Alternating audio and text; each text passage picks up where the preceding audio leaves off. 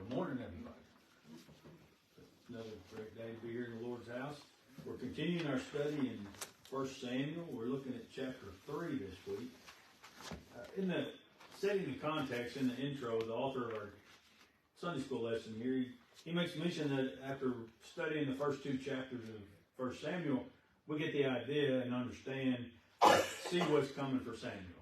We know that he's destined to replace Eli as and Eli's sons in the priesthood as the chief priest of Israel. He also mentions here that although the call of Samuel was unique to him, we are all called to serve the Lord in some way. Sometimes it is difficult to know exactly what the Lord is calling us to do, but the lesson before us gives us great principles for us to learn about hearing God's call of service. So there's always a lot of ways we can apply our lessons and such, but today as we're studying about Samuel's call, we can relate to maybe things in our lives as well, because like he says, we're all called to do something for God. Not everybody's called to stand in the pulpit and to pastor and to lead a church. Not everyone's called to lead a music ministry, but we're all called to do something for God. We're all called to do something to increase his kingdom. So we're going to start with the first three verses of 1 Samuel. And the child Samuel ministered unto the Lord before Eli. And the word of the Lord was precious in those days. There was no open vision. And it came to pass at that time, when Eli was laid down in his place, and his eyes began to wax dim, that he could not see.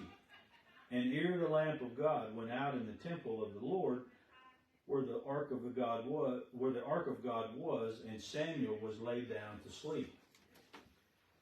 So we start here in the first verse, and the child Samuel ministered unto the Lord before Eli. Simply saying, we've studied about Samuel, so we know that his mother, he was a gift from God to his mother and his father. And she gave him back to God. And he was raised there in the temple and that's what he said. When he says ministered unto the Lord before Eli, he's a young boy. And he's doing whatever Eli needs. Whether that's hold the curtain back, open the door, go get this, go get that. He's doing whatever Eli needs, and he's doing it willfully and cheerfully. He's serving the Lord. He's ministering unto the Lord with Eli. And the word of the Lord was precious in those days. There was no open vision.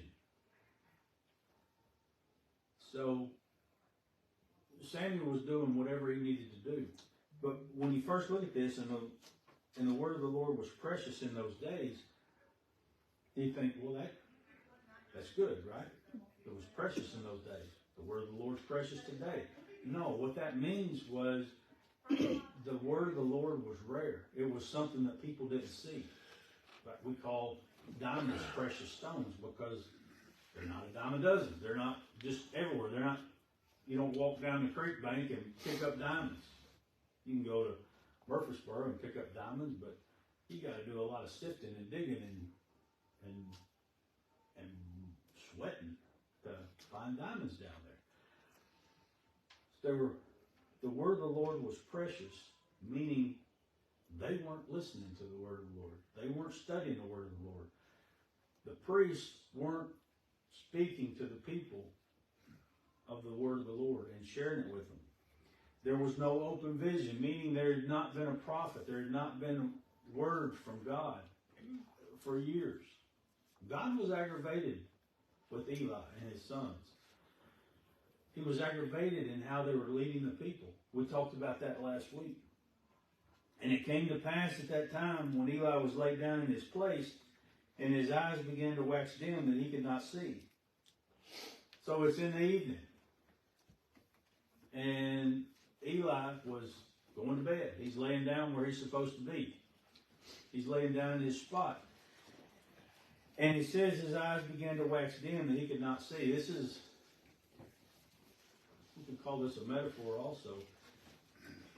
Eli was getting older, and he's laid down, and it's late at night, and he's tired. Things are getting dim, and his eyes, he can't see so well. Well, it's the same way with the word of the Lord. Eli was not doing what God had laid before him. He was not there. He was not following God's will. He nor his sons. Again, we talked about that last week. And so it's not only that it's late at night.